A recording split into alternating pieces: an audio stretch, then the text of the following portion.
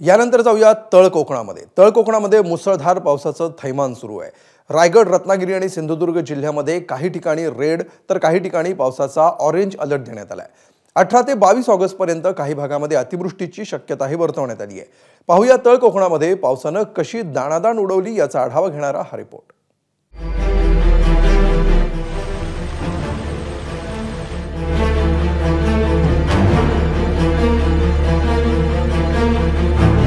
पुढचे 3 दिवस राज्यात मुसळधार पावसाचा इशारा देण्यात आलाय। कोकणातल्या सिंधुदुर्ग आणि रत्नागिरीतही पाऊस तुफान बरसतोय।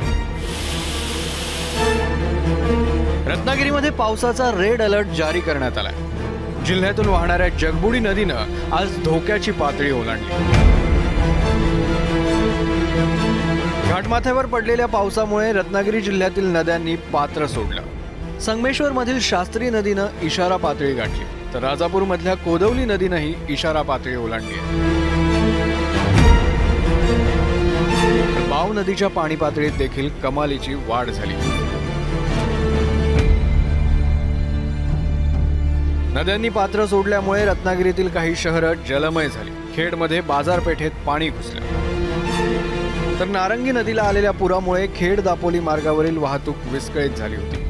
चिपळूणमध्ये वाशिष्ठी नदीला पूर आल्यानं जुन्या बाजार पुलावर पाणी साचलं होतं। खेडमधील भोसले घाटात आणि भोसले घाटातून दिसणारे हे जगबुडी नदीची ही दृश्य आपण पाहतोय की जगबुडी नदीला सकाळपासून पूर आल्यामुळे त्या नदीचं पाणी हे आजूबाजूच्या गावांमध्ये शिरायला सुरुवात झालेली आहे। आपण दृश्यांच्या माध्यमातून पाहू शकता की पुराची ही भीषणता किती आहे ते, आणि ही जी परिस्थिती आहे ही सकाळपासून आहे आणि मुसळधार पाऊस जो आहे तो अजूनही सुरू आहे। रत्नागिरीत दिवसभरात सरासरी 134 मिलीमीटर पावसाची नोंद झाली।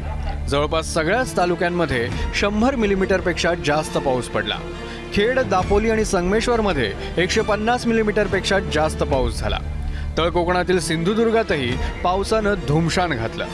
मुसळधार पावसामुळे जिल्ह्यातील नद्यांच्या पाणी पातळीत मोठी वाढ झाली। कणकवलीतील गड नदीला आलेल्या पुरामुळे वाहतूक विस्कळीत झाली होती। जिल्ह्यात दिवसभरात 86 मिलीमीटर पावसाची नोंद झाली, तर कणकवली तालुक्यात सर्वाधिक 172 मिलीमीटर पाऊस झाला। हवामान विभागाकडून सिंधुदुर्गला पावसाचा ऑरेंज अलर्ट देण्यात आलाय। मच्छीमारांना समुद्रात न जाण्याचा इशाराही देण्यात आलाय। सिंधुदुर्गहून सदाशिव लाड आणि रत्नागिरीहून अमोल मोरेसह स्वप्नील घाग, एबीपी माझा, चिपळूण। एबीपी माझा, उघडा डोळे बघा नीट।